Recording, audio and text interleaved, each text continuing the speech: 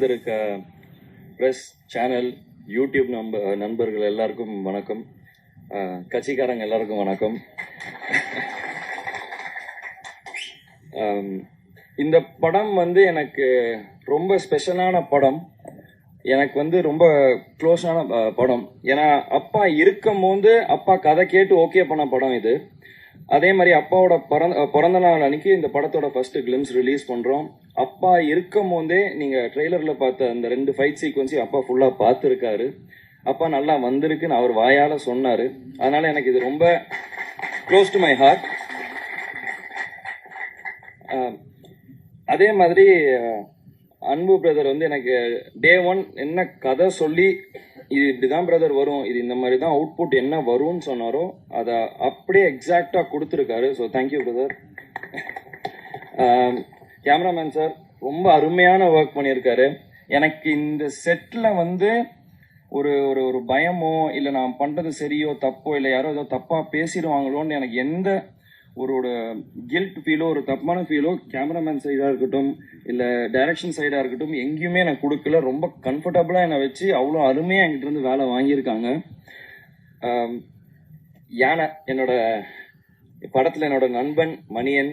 நானும் அதுவும் வந்து நீங்கள் எல்லாரும் நினச்சிருக்கலாம் இந்த மாதிரி யானை கூட ஒரு 20 நாள் 30 நாள் ப்ராக்டிஸ் எடுத்து இது பண்ணலான்ட்டு. ஆனால் என் டைரக்டர் சார் அதெல்லாம் விடலை.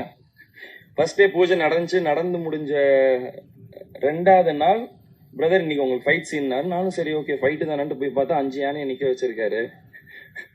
நான் கூட ஏதோ விளையாட்டுக்கு சொன்னார், இல்லை பிரதர் நீங்கள் யானை கீழே வரணும் வந்து ஒருத்தர் அடிக்கணும்னு. சரி பிரதர் சும்மா விளையாட்டுக்கு தானே ஏதோ சரின்னு விட்டேன். பார்த்தா நிஜமாலே ஃப்ரேம் அதுக்கு தான் வச்சுட்டு இருந்தாங்க. ஸோ அங்கே நான் யானைக்கிட்ட நான் பழக ஆரம்பித்தேன். அதுதான் எனக்கு டே 1. அப்போ தான் நானும் ஃபர்ஸ்ட் டைம் யானையை பார்க்குறேன். அங்கே தான் பழக ஆரம்பித்தேன். அப்போ எனக்கு அப்பா சொன்னது ஒன்று ரொம்ப நல்ல ஞாபகம் வந்துச்சு. அப்பா கள்ளழகர்ல யானை கூட இருக்கும்போது அவர் தான் டெய்லி சாப்பாடு ஊட்டி விடுவார். அப்பா அது கூட ஃபுட்பால் விளையாடுவாருன்னு சொன்னார். சரி நம்மளும் பண்ணி பார்ப்போன்ட்டு அதுக்கு ஸ்வீட்டு பழம் டெய்லி அதுக்கு சாப்பாடு ஊட்டி விட ஆரம்பித்தேன். அப்பா அப்போ சொல்லுவார் என்கிட்ட, இந்த மாதிரி யானை வந்து ரொம்ப பாசமானது, நீ அதை விட்டு உன்ட்டு ஒன்ஸ் அட்டாச் ஆயிருச்சுன்னா அதை நீ விட்டு பிரிஞ்சா ரொம்ப கஷ்டப்படும் அது அப்படின்னாரு. நான் அது அப்போ எனக்கு தெரியாது. இங்கே நான் ஒரு யானையோட நடிக்கும் போது தான் அது எனக்கு தெரிஞ்சுது. ஃபர்ஸ்ட் ஷெட்யூல் முடிச்சுட்டு போகும்போது யானை 2 நாள் சிக்காச்சு. நாங்கள் திருப்பி அடுத்த ஷெட்யூல் வரும்போது அதுக்கு என்ன ஞாபகம் இருக்குமோ இருக்காதோன்னு எனக்கு ஒரு டவுட் இருந்தது. ஆனால் அது என்னை பார்த்தோன்னே ஓடி வந்து என்கிட்ட நின்று டான்ஸ் ஆட ஆரம்பிச்சிது. அந்த பாண்ட் எனக்கும் அந்த யானைக்கும் ரொம்ப நல்லா கிரியேட் ஆச்சு. முருகதாஸ் சார் சொன்னார், எங்கேயோ படித்தேன் அப்பா இந்த மாதிரி முடிஞ்சால் யானையை வாங்கிட்டு வரலான்னு சொன்னாருன்ட்டு. அதே தான் நானும் என் டைரக்டர்கிட்ட கேட்டேன், தமிழ்நாட்டில் அலோவ் பண்ணாங்கன்னா சொல்லுங்கள், நான் மணியனை கையோட கூட்டிட்டு போகிறேன் அப்படின்னேன். நீங்கள் படத்தில் பார்த்தா தெரியும், எனக்கும் அந்த யானைக்கும் உள்ள பாண்ட் வந்து ரொம்ப உண்மையாக க்ளோஸாக இருக்கும். படைத்தலைவன் வந்து நீங்கள் மற்ற எந்த படத்தோடையும் நீங்கள் கம்பேர் பண்ண முடியாது. கும்கி கூடயோ மற்ற எந்த படத்தோடையும் கம்பேர் பண்ண முடியாது. இது கம்ப்ளீட்டாக ஒரு டிஃப்ரெண்ட்டான கதை. ஒரு யானைக்கும் ஒரு அதோட ஃப்ரெண்டுக்கும் இருக்கிற கதை. இது நீங்கள் வந்து எல்லாருமே எப்படி நீங்கள் ரிலேட் பண்ண முடியும்னா, உங்கள் எல்லாருக்கும் வீட்லேயும் ஒரு நாய்க்குட்டி இருக்கலாம், ஒரு பூனை இருக்கலாம். அதுக்கு ஒரு பிரச்சனைனா நீங்கள் எப்படி ஃபீல் பண்ணுவீங்க, அதே தான் எனக்கு ஏன் யானை இந்த படத்தில். ஸோ இது எல்லாருக்குமே நல்லா ரிலேட் ஆகும். எல்லாரும் என்ன இந்த மாதிரி அப்பாவை பார்த்த மாதிரி இருக்குன்றாங்க. எனக்கு அது தெரியல. நான் முடிஞ்ச அளவுக்கு என்னோட பெஸ்ட் இந்த படத்தில் கொடுத்துருக்கேன். இன்னும் பெட்டராக பண்ணிகிட்டே வருவேன், இன்னும் பெட்டர் ஆகிட்டே வருவேன் கண்டிப்பாக. அதே மாதிரி சசிகுமார் சார் தான் சொன்னார், நான் அவர் இதில் தான் ஃபஸ்ட்டு பண்ணேன்ட்டு. இந்த படத்தில் வந்து கேமரா முன்னாடி ஒரு பயம் இல்லாமல் நடிக்கிறதுக்கு ஒரு காரணம் சசிகுமார் சார் தான்.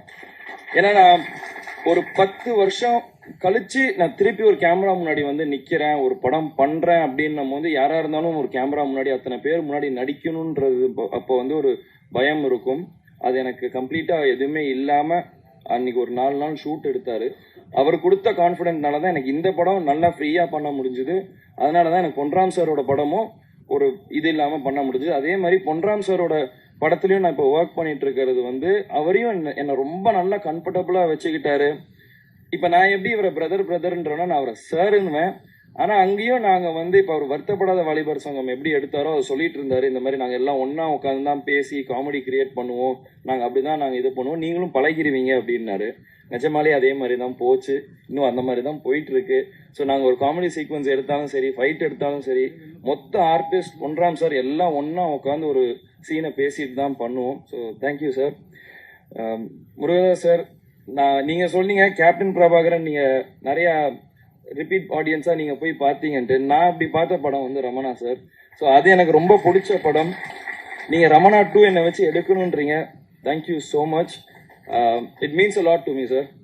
ஏன்னா என்னோட ஒன் ஆஃப் த ஃபேவரட், நான் ரமணா அம்மா கிட்ட கூட சொல்லியிருக்கேன். இந்த மாதிரி நிறைய இன்டர்வியூஸ்லையும் கேட்டிருக்காங்க, உனக்கு ரீமேக் பண்ணணும்னா எந்த 2 படம் இல்லை எந்த இது படம்னா எனக்கு ஃபர்ஸ்ட் சத்ரியன்வேன், அதுக்கு அடுத்து எனக்கு ரமணா தான். So thank you so much sir. அதே மாதிரி கேமராமேன் சார், நீங்கள் என்னமோ நீங்கள் சொல்லி நம்ம ஷூட்டிங்கில் நிறையா பண்ணியிருக்கோம். பட் அவுட்புட் நான் இப்போ பெரிய ஸ்க்ரீனில் பார்க்கும்போது எக்ஸ்ட்ராடனரி சார். ரொம்ப சூப்பராக பண்ணியிருக்கீங்க சார். அண்ட் இதில் நாங்கள் ஷூட்டிங் நாங்கள் நிறைய கஷ்டப்பட்டிருக்கோம். எப்படின்னா இந்த ரெயின் சீக்வன்ஸ் ஃபைட்டு பார்த்தீங்க இல்லையா, அது நாங்கள் ஃபஸ்ட்டு நீங்கள் ரெயின் இருக்காது, நாங்கள் ஷூட்டிங் ஆரம்பித்தோம், ஃபைட் சீக்வன்ஸ் செட் பண்ணிட்டாங்க, திடீர்னு மழை பெஞ்சது, ஷூட்டிங் கேன்சல் பண்ணிட்டு எல்லாம் கிளம்பிட்டோம். டெய்லி கிட்டத்தட்ட ஒரு 5 நாள் இருக்குமா, 5-6 நாள் டெய்லி காலையில் 5 மணிக்கு நானும் டைரக்டரும் வெளியே ஸ்க்ரீனை திறந்து எட்டி பார்த்துக்கிட்டே இருப்போம், மழை பெய்யுமா பெய்யாதான்ட்டு. ஸோ ஷூட்டிங் ஸ்பாட்டுக்கு போனதுக்கு அப்புறம் தான் தெரியும். நான் கேட்டேன் டேரக்டர்கிட்ட, இதை பேசாமல் ரெயின் எஃபெக்டாக மாற்றிடலாமான்ட்டு. அவர் என்னைக்கு ரெயின் எஃபெக்டாக மாற்றினாரோ அன்னிலிருந்து மழை பெய்யறது நின்றுச்சு. ஸோ அந்த மாதிரி நிறைய சேலஞ்சஸ் நிறைய இது இந்த படத்தில் இருந்துச்சு. அதையும் மீறி இந்த படம் நல்லா முடிச்சு ஒரு ஃபைனல் ஸ்டேஜஸ்க்கு வந்தாச்சு.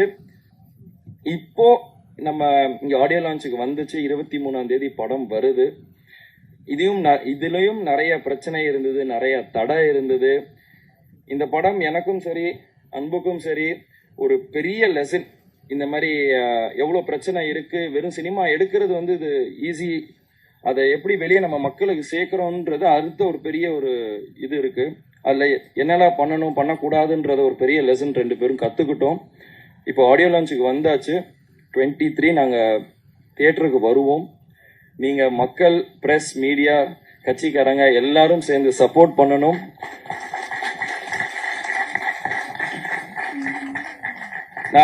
நான் முடிஞ்ச அளவுக்கு நான் பண்ணியிருக்கேன். மீண்டும் நான் இன்னும் பெட்டராக வாங்கிட்டே வருவேன். நீங்கள் எல்லாரும் தியேட்டருக்கு போய் இந்த படத்தை சப்போர்ட் பண்ணுங்க. உங்கள் எல்லாருக்கும் கண்டிப்பாக இந்த படம் பிடிக்கும். இது ஒரு ஃபேமிலி என்டர்டெய்னராக இருக்கும். ஸோ நன்றி, வணக்கம்.